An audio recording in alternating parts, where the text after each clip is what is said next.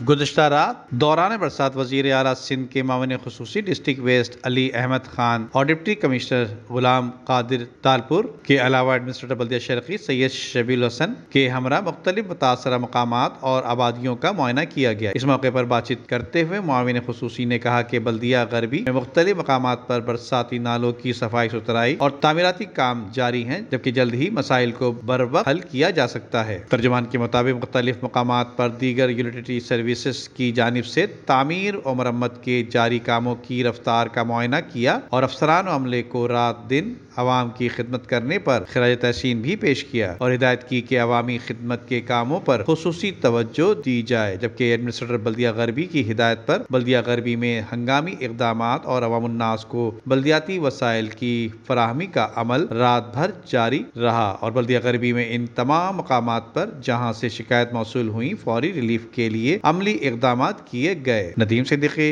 Metro 7 Pakistan. उम्दा में पकाएं और जी भर के खाएं।